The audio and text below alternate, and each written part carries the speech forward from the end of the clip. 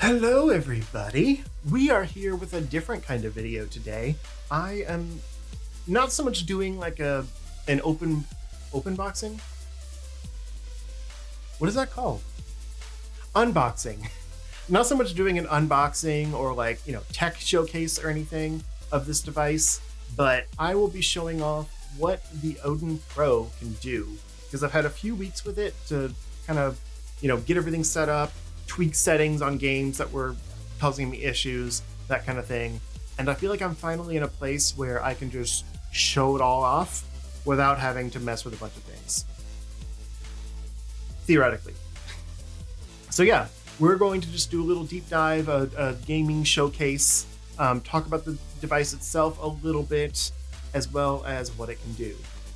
If you don't know what this is, go watch someone better than me explain it to you. Like there's like Taki Udon, ETA Prime, like these tech channels that have spent so much time devoted to this and other retro gaming devices. I'm not that guy. I just like to play retro games and stuff, and this lets me do that. So yeah, if you don't know what the Odin Pro is, go check it out and come back so I can show you what it can do. But essentially it is just a Android handheld. It has, all your normal buttons, triggers, and some mappable buttons on the back, as well as touchscreen support, gyro. It's also really pretty. It's got, I got the clear white. There's a bunch of different color options. Also the SNES style buttons, I'm a big fan of. The only thing that kind of bothers me is like the text color, because it really blends in, like especially on their logo, it really blends into the clear white. And I'm not sure why they did that. Like, why not go with a black or something like that that stands out a little more? But I love the colored buttons. I love the screen size. Like everything looks really good and vibrant on it. I'll kind of show you real quick, like how the screen actually looks on the device itself. Probably kind of hard to tell, but like it's got really nice viewing angle. It's very bright, very clean. I'm a big fan. I want to go over one more thing that is a really cool feature about this thing, and then we're going to get into the game showcase. So I'll see you in the other room, which means nothing to you. Okay, so this thing here is the Superdock, and it is essentially like a souped up Switch dock. It actually also works with the Switch, fun fact. And it's not perfect technology, but it is essentially their version of, an HDMI-out dock. There's a bit of a delay on this one. It's not that like instant snap that the Switch always advertises. It's clearly, inferior technology, but it does transmit the signal to the TV, and also as a bonus has controller ports for, well, anything really. There's like 4 USBs on this thing, and then there's N64 ports and GameCube ports on the sides as well. And while those are really handy, I noticed some inconsistency with the performance of most controllers. I have some what I thought were like, first party GameCube controllers. Maybe they're third party knockoffs, I'm not really sure. But I could not get them to register buttons correctly. And that was definitely an issue. Most USB controllers will just work.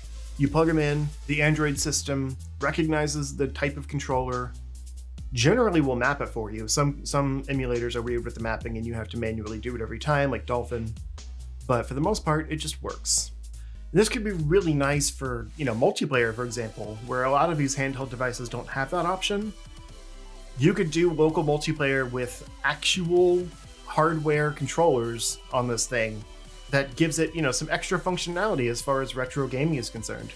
Especially because this thing can pretty well handle up through GameCube and Wii games.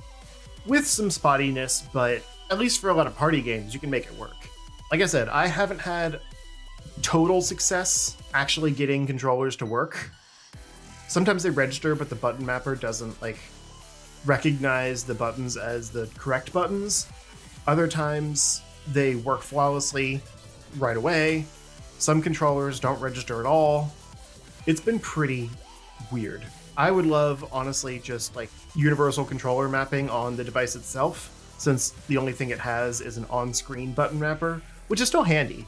But being able to create multiple controller profiles on the device itself that override emulator profiles would also be really handy. But yeah, the other really cool thing about the dock is that it actually can support a separate solid state drive. So you could theoretically have a bunch of games just on that solid state drive that you only play when the system is docked. I would personally probably use it for like multiplayer games, for example. Things like, Mario Party, Mario Kart, the kind of stuff you probably wouldn't play on the go by yourself to clear out space for other games. Granted, space hasn't been an issue for me so far because it's a 128 gig device and I have a 64 gig card in it for like the older systems. But it is nice to have that expandable storage option for those interested. So yeah, the dock is really cool, even if it's a little faulty sometimes. I actually couldn't get it to work at first until I docked my Switch in it, and that somehow triggered the HDMI output software on it or something. I don't know. But yeah, that's really all I have to say about this. I'm actually spending longer on this section than I expected. So let's get to the games and the emulators and the general, the video side of things. Okay, so here is the kind of home area of the system. I'm actually using the Daijisho front end, and so it looks a little different than stock Android would. I do recommend this launcher. It's really cool. Even if you don't have this device, it works with pretty much any other Android device as well as a phone. And I just think it's really clean and easy to use. So if we go into random system, let's say, GBA, it shows all of your games in order with the box art and everything for them. Really nice, really convenient. I have a lot of GBA games, so I thought that would be a good system to show. But yeah, and then you can toggle back and forth. There's also you can see games you play most, or at least most recently in order. I was doing a lot of N64 and SNES testing recently because I just added those. So there's a lot of those on there right now. And you have just your normal app store, but it is fully, touchscreen capable and button capable. I've actually mapped those back buttons that I showed you to switch between systems, whereas the triggers will switch between your top menus. But it's all, it's all customizable. And then you can change the wallpaper information for that system, the emulator it uses, all kinds of stuff.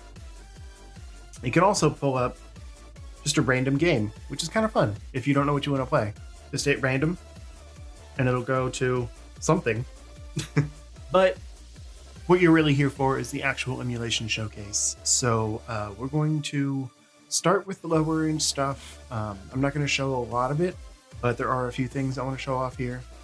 So pretty much everything lower end I just have through RetroArch because it's the easiest way to do it. You can have multiple cores. You only need one emulator for it all, and since none of these systems are very taxing, it doesn't really matter what emulator you use. So everything here will just automatically pull up. But what I want to show you is there's a lot of Game Boy games that actually have colorization mods on them. I've set up a few of these games with the colorization mods that I think make them look really good. So here's Donkey Kong Land 2, for example, fully in color. And the reason I did this one over the first one is because I think just graphically it looks a little better anyway. But also, it has another little bonus of, let's get there. Yeah, they added the ability for your little companion to run along behind you, which wasn't originally in here. This is in the console versions, but not the Game Boy Color one. So I just think that's really cool. It also looks great, full color. I love it. And these patches are all super easy to apply through RetroArch. So it works just fine. There is one game I can't get to run for some reason. Super Mario Land is all jank. I like the colorization mod for it just doesn't work for some reason. But everything else does.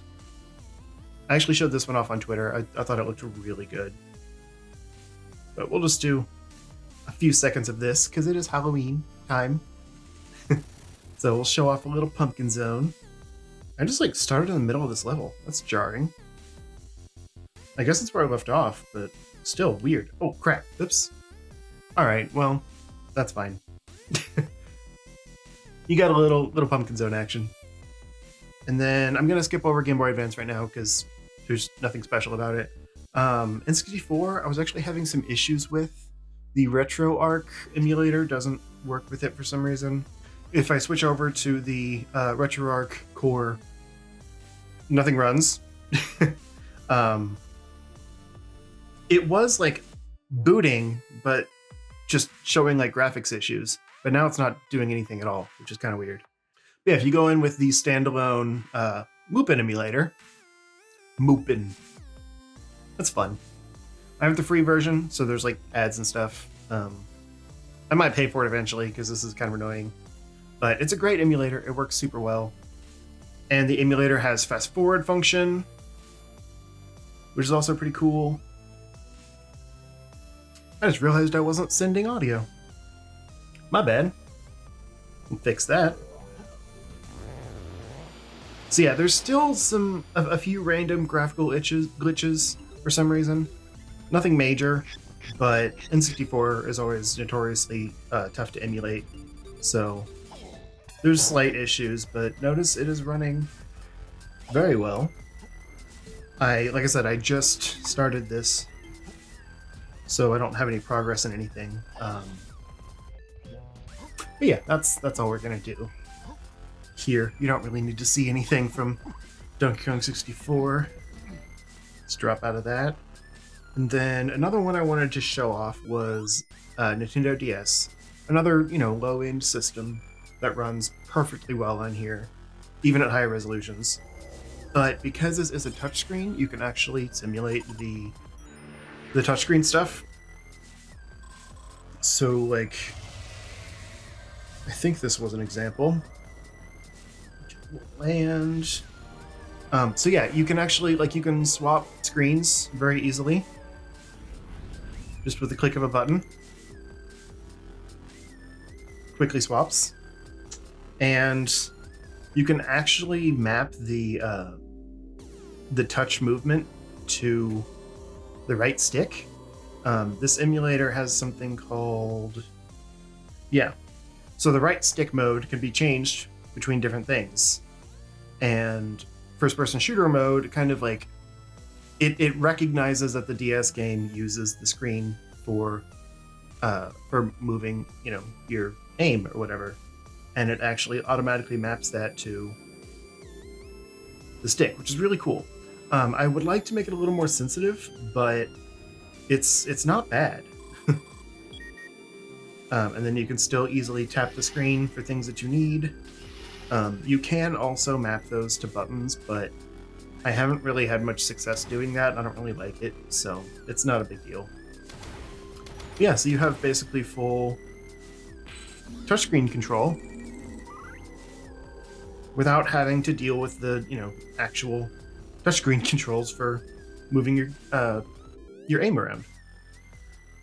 That's all I wanted to show there.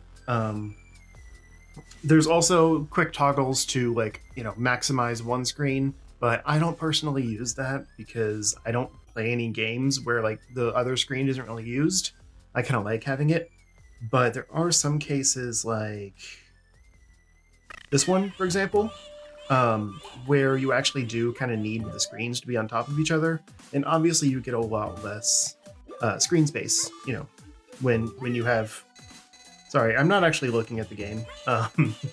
I'm just showing things off, so I keep failing. But yeah, so obviously you lose a lot of your screen space there, but oh my god, enemies, go away. I also forgot the buttons, which is a problem. Okay, Okay, apparently we're just gonna finish this level. That's fine.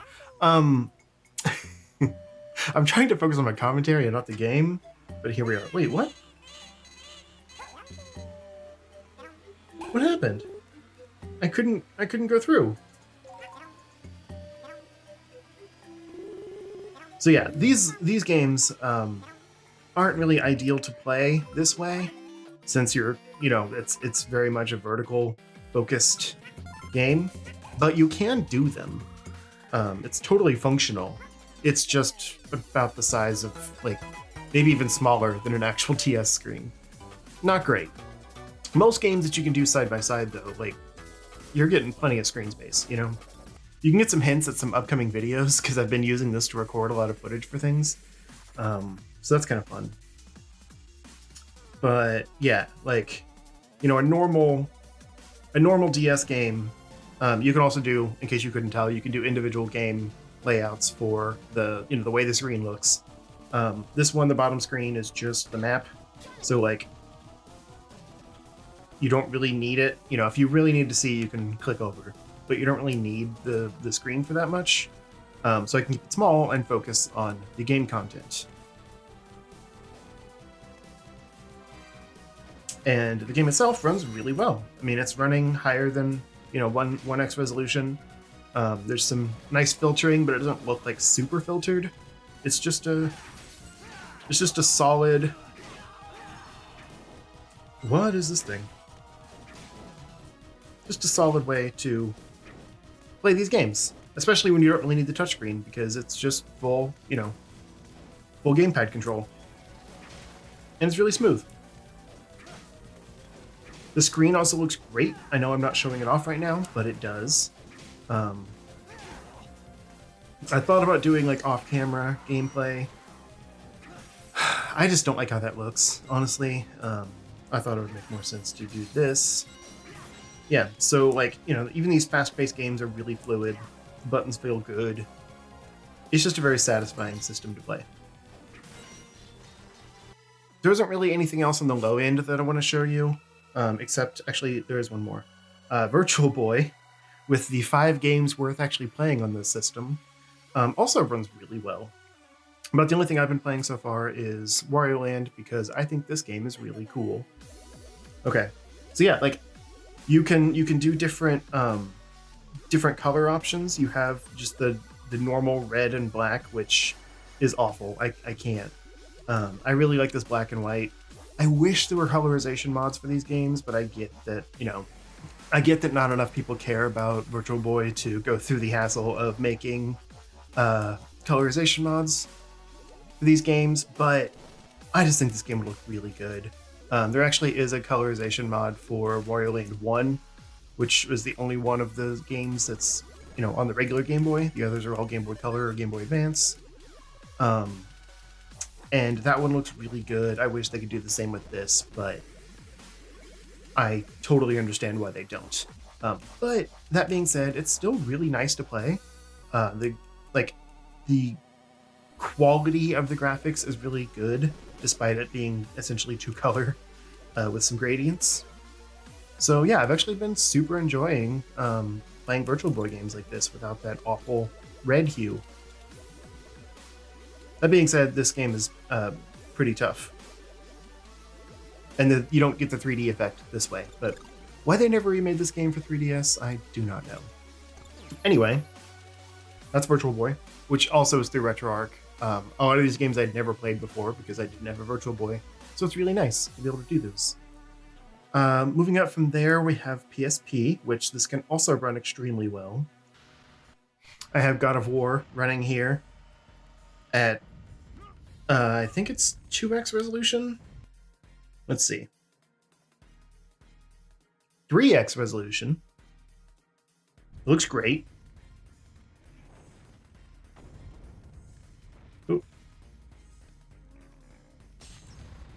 I'm not good at it. I hate the QTEs in this game. It feels like there's maybe a slight bit of input latency, so I tend to miss the button prompts. But I'm not good at analyzing that stuff. If you want to see all the, fancy technical elements go to someone that actually does tech reviews and stuff. I'm just showing off how good the emulation is on this thing, at least for the casual. But yeah, the games run really well. I haven't had any performance issues. Granted, a lot of lower end devices can also play PSP, so it's not that impressive, but it's still really cool. The fan does start to pick up a little bit with this system. In a little bit I will let you hear it, but it gets louder than this, so I wanna save that for a bit. But yeah, PSP runs really well, is the point. This is one of the most demanding games on the system, and it's, you know, flawless at 3K. So 3X, not 3K. That's a different thing.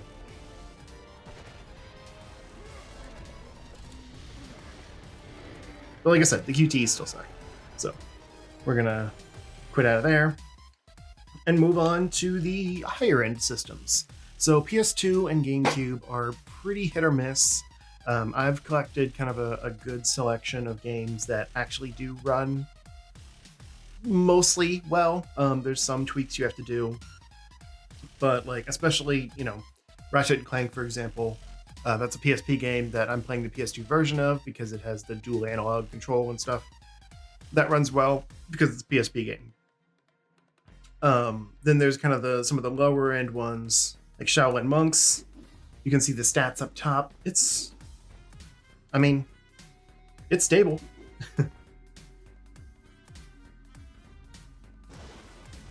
Doesn't really drop or anything.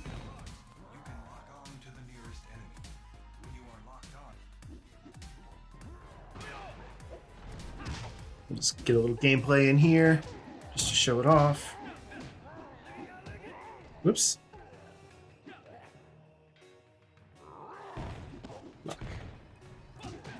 I'm still in tutorial here. I haven't done much in this game, but yeah, it runs super smooth.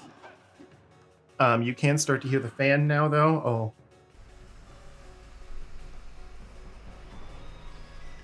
Pretty loud. That's the high performance mode in action. But yeah, there are a few games that I had to do some tweaked settings on to get them to run well. Whether they're actually worth that or not is, you know, up to opinion. But this is one example where... Nope, that's still Shaolin Monks. Dang it. I forget. This one you have to quit the game before you can load something new. Okay. So yeah, there are some games that don't natively run very well at all. Like, you know, this case, for example. And you have to go in to the settings and tweak a bunch of stuff, which I thought I had set up, but apparently not.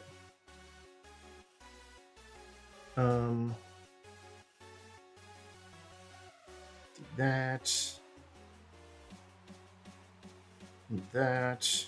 There we go. Okay. So yeah, using some underclocked settings, you can get in there and get decent performance out of it, but it's still not great. And again, you have to, you know, question whether it's actually worth doing, especially for this game. But it is neat that you can, you know, get such a drastic change in the performance by tweaking some settings. It still might not feel the best to play because you're getting some you know, compromises in the emulation in order to get that stability, but it's functional, you know, it works. But most of the games I played just ran like without doing anything, so that's really nice. I think that it's even possible, you know. But yeah, we're not going to do this one anymore because it's not even that good, and I'm going to die. So yeah, PS2 is hit or miss, but it does work, and that's really what matters most. Moving over to GameCube, this is another case. Most games are functional, at least. There's some high-end ones. I pretty much deleted them all now. There's some high-end ones that are pretty choppy. I think Baldur's Gate was one that has some issues. But yeah, so here, like when you get into the actual game, it's pretty spotty, whether it's going to do anything or not. And unfortunately, you can only adjust so many things inside the game.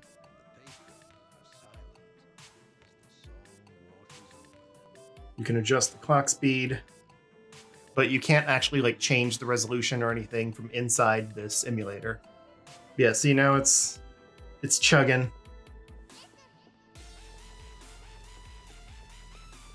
Like I said, it's pretty spotty.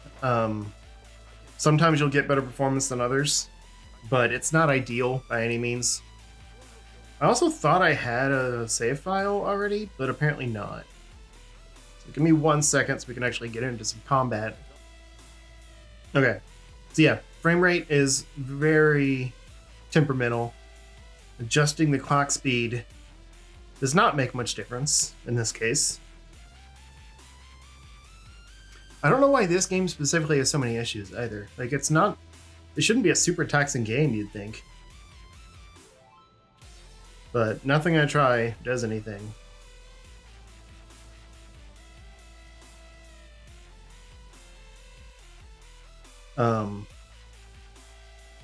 And it's really not playable like this, honestly. But if we go to some other games, like here's one that I've been playing quite a bit. There's also a nice option here that lets you just kind of clear out all processes, which can get a lot better performance in these higher end ones. I should have done that before loading up Baldur's Gate, but I forgot. So we'll see it in action here. Aside from occasional stutters, oh, okay. This is a new area, so it might have some issues here because it hasn't loaded any of these textures yet. But aside from some occasional stutters, the only issue I have with this game, which is a good time to show it, is the cutscenes. So the video and audio match up, and there's minimal like audio glitching and things like that, which a lot of that is just emulation quality. That happens across all emulators, unless you sync it up, and that takes more performance power. But yeah, the only thing that doesn't work right is the subtitles don't match. So like, it's like it's rendering the subtitles at a different rate than it's rendering the actual cutscene, which is weird. But it's not that big a deal. You can hear it. I mean, it's synced to the video. It's a minor thing. The game is otherwise playable. I mean, again, I've had to adjust a little bit on this one. You can't see the adjustments. It's not quite running at full resolution and things like that. And sometimes you get some weird, like the animations stutter. But like I said, it's perfectly functional. The stick is very sensitive, though. That is one issue. And like before, the fan is going crazy. But yeah, I think that's enough of this one. Yeah, like I said, most GameCube games run very well. And considering I got this for the higher end devices or higher end systems, because pretty much all the devices can run like, Game Boy up through DS and PSP well. I got this one because it also works well with GameCube, PS2, 3DS, which I'll show in a second. Even Wii, it can do some Wii games. And so getting, at least like 1x resolution quality at, 95% speed, that's totally fine for my purposes. It might not be satisfying for everyone, but I'm content. Yeah, like here's Mega Man X Command Mission. Again, not a super taxing game, but I think this is even running at 2x resolution. It's an RPG, so you don't have to have it, super fast or anything. But I don't have any performance issues with it. Honestly, the worst part, I think, of getting all this stuff set up is just remembering what the settings mean. Because I am not, the most tech-savvy person with all this stuff. I just kind of follow guides, which I recommend you do too if you get one of these. I just follow guides, and whatever they tell me to select, I select. And sometimes those settings don't save for some reason, especially like with RetroArch, for example. And in those cases, like you might suddenly get, you know, weird performance dips or whatever that you never got before, and you're kind of just like troubleshooting on the fly of like, okay, what did I have selected before? Why did it change?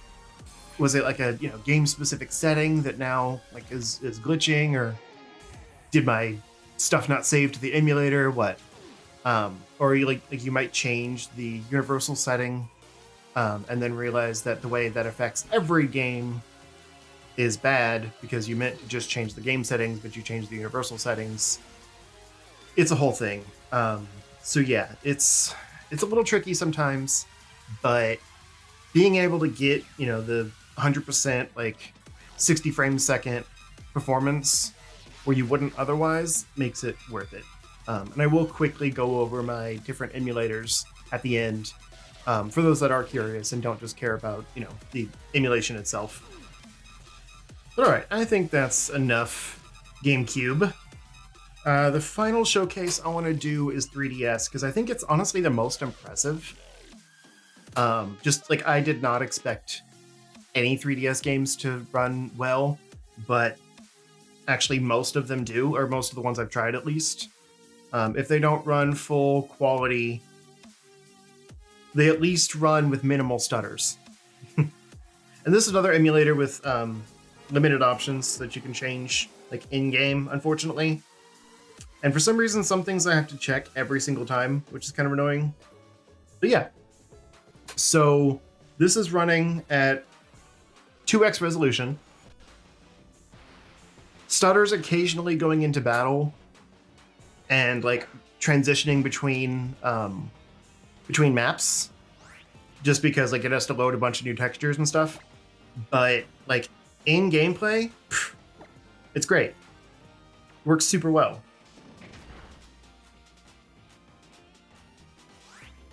And you can obviously use the touchscreen and everything. This also has that ability to toggle over, you know, or to switch screens, which one's biggest. It does a weird resolution or aspect ratio change, because it just kind of fits the other screen into the size of your, you know, your main screen. And that doesn't really match the actual aspect ratio of the screen, but it's fine. Did I also go here to show off some of my Pokemon nicknames? Why, yes, I did. Robin Hoot, go! But yeah, I am super impressed with how well 3DS stuff runs in general, but this has been one of the best examples, because it's a late gen 3DS game, and I've had basically no issues with it as far as like textures and stuff are concerned. For some reason, when I was running the main fork of Citra, like the one that's on the Play Store, there was missing textures and all kinds of things in the game. It ran okay still, but like graphically it had issues. But yeah, like the Citra MMJ or whatever this one's called fixes all those issues. It runs great. The only thing is this is another emulator that doesn't really allow save states. Oops. So like I have to actually save, which isn't a big deal, but a little annoying when I want to, you know, quit and show a different game, but I have to get through so I can save real quick. I also, in case you didn't notice, I have this running at slightly higher than 100%, just because it helps to kind of spin through some of those slow moments. It never really goes above like a few frames higher than it should, but I just think the performance feels better when it's slightly higher than 100%. But yeah, so that's that. And then we will do one more game on here, because I lied, 2 more games. So like I said, not every game runs totally perfect. Still not a lot of issues, but it is a little spotty. I've been trying to record some footage from this game, and I'm not super happy with how the footage looks because there's some choppiness to it. But like for the most part, I mean, even at 2x resolution, it looks good and it performs well. There's just some stutter in levels, every now and then, depending on like how long you've been playing. More so, like if it's low battery, if the cache isn't cleared, that kind of thing can affect performance. It's random. Like, see, right now it's a pretty solid like 45 to 50. So you don't really notice it that much, but it's more so an issue because it stutters. Like, it's not a consistent frame rate. Yeah, there we go. Yep, there we go. So yeah, I mean, this is totally playable, and I could even drop it down to 1x, and it runs a little better. But I mean, it's still spotty, and I don't think this looks very good. So I take the hit for 2x, because it's going to be choppy regardless. But yeah, I mean, I'd still consider this playable. It's just not ideal. Some people probably wouldn't consider this playable, but you don't have to play this game. There's tons of 3DS games that run just fine. And on that note, this I've saved for last because I think it's the most impressive example of like what this system can do. Because if you noticed, it is loading custom textures. So I actually have the 4K, well, it's not 4K, but HD texture pack for this game from Enrico Magnifica. I don't know how to say the name. I'll put a link. He has a bunch of different texture packs for mostly 3DS games. There's like all 3 Zelda games. I think Mario 3D Land, which I actually do run also, but it is a little spottier, so I'm not going to show that one off. He's got some Pokemon in there, a bunch of different ones, but like it looks great at the higher resolution. I've been playing this game quite a bit just because like it looks so nice. But yeah, so I am running to do this every time.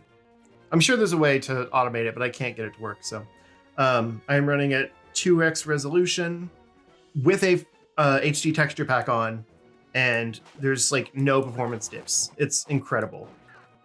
And I realize this isn't the most taxing game, but like, for example, if you look at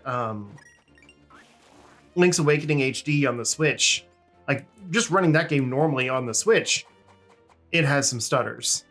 And I'd say this is somewhat comparable to that, you know, running a 3D or an HD 3DS game on essentially a emulator. It should have the same performance as, you know, that would, and it doesn't. It's better. So yeah, it's very impressive. And I just wanted to show it off.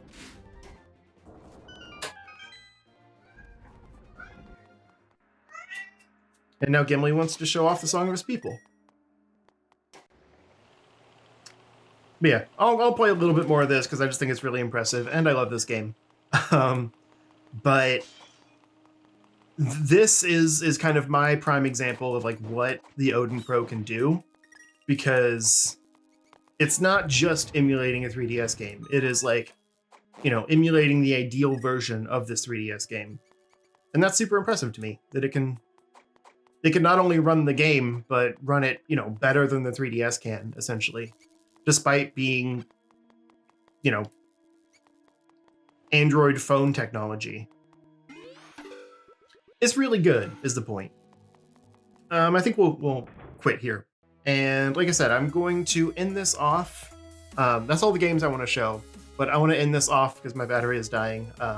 Despite doing the HDMI-out, it's not actually charging right now, so that kind of sucks. But I want to show you the emulators I use and some of the setup on them. So like I said, I have RetroArch, which is just the normal like Play Store RetroArch that I use for basically everything older than DS. Or no, everything older than N64.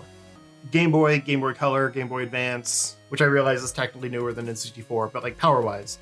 And then I have the N64, or M64, I guess, standalone ROM, or emulator, which lets you do multiple profiles for your controllers and stuff. Which is great, like if you're using the Superdock, for example, you could plug actual N64 controllers into it, switch over to that controller profile, which I haven't set up, and go from there.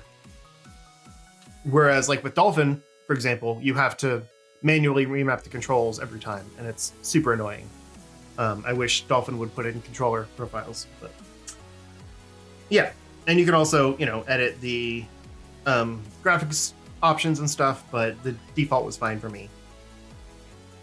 And then, let's see, for DS, Drastic is like the emulator. It's incredible how much you can do with this emulator. I pretty much already showed it off, like how you can, change the what the right stick does. You can map the extra buttons based on like the special options, which has a bunch of different things on there. You can change the different layouts and how they look.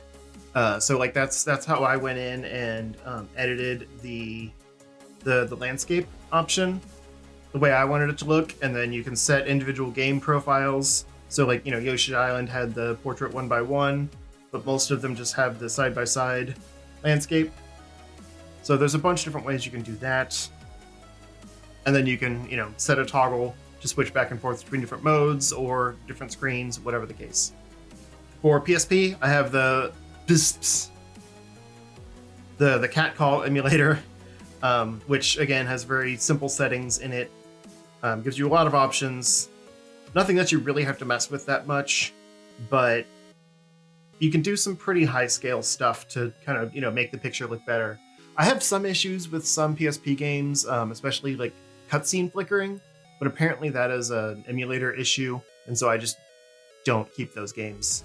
For GameCube, I have Dolphin, which I actually use the MMJR fork, but I do have the regular Dolphin also, because some games do actually run better on there. But for the most part, you just go into MMJR, and it has a lot more options in the actual emulator than you can, more options than you can get access to while in a game.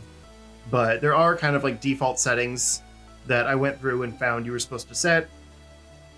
And then I just change, you can go in on a game by game basis and change the settings for that game.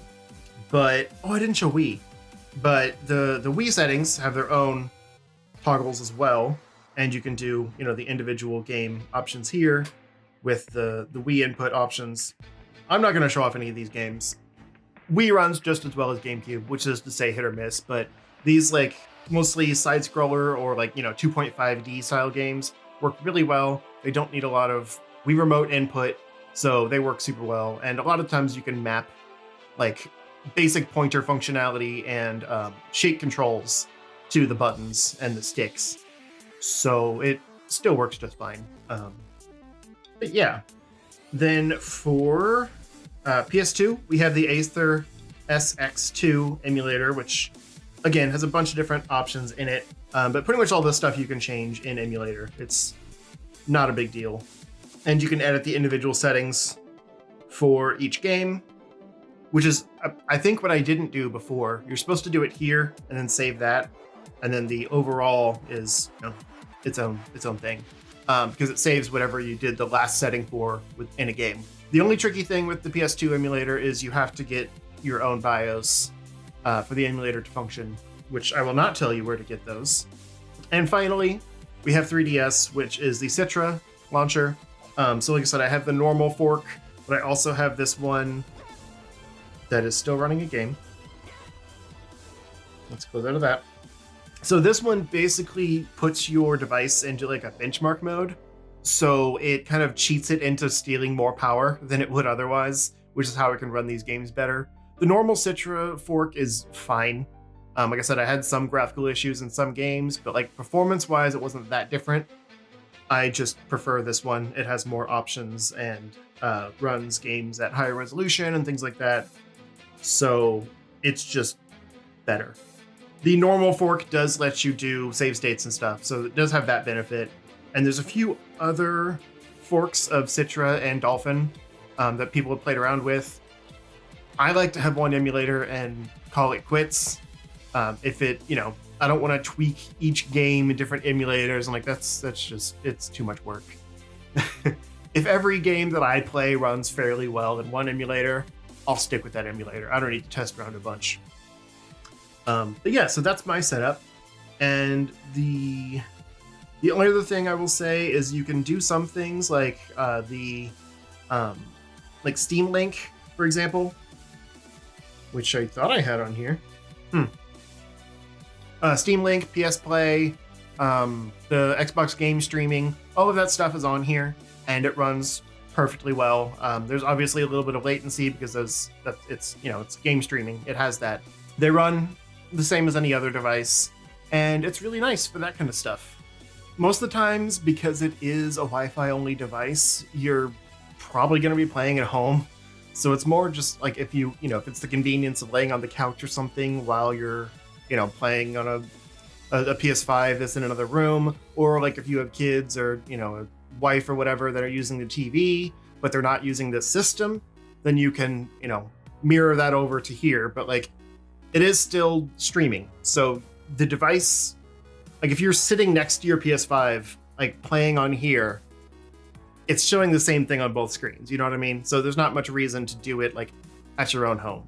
I haven't dabbled too much with the game streaming or anything because I use it at home or where I don't have Wi-Fi, which you can't do it in anyway. But it does have a lot of really nice features that just set it apart from the average device. And I'm glad I held out for it because it was a very long time. I don't excuse how long they're taking with stuff, even though I know COVID and all the China lockdowns and everything are a factor. But I will say that overall it was worth it, and I don't regret going with this device. Also, my screen got really messy from touching it for the emulation showcase. I'm sorry. Give me 1 second. This came to the screen protector, and I put it on because I thought it would help with the fingerprints, but it didn't. It's actually really shiny. Like, it's a very shiny screen protector. So what are you gonna do? But I love like the aesthetic of it, like the clear casing and everything just looks so cool. Even if you can't see a lot of the internals, it's still just like, I don't know, it's a nice touch. Like I miss the days of clear systems. I just wanted to throw together this quick and dirty, well, not so much quick and dirty, but this showcase of what this thing can do, because I've been really enjoying it for the last few weeks. And if you are interested and they're saying 3 to 4 months right now, maybe less, but have a while to wait for it. Like if you're in no hurry, maybe a nice belated Christmas gift for yourself. I don't know. There still really isn't a device that can beat this for the price. That's what I've learned, at least. That's why I held out. I kept hoping something better would come along, and it didn't.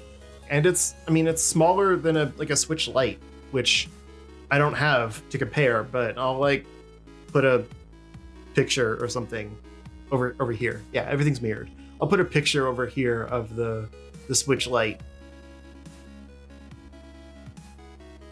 Okay, great.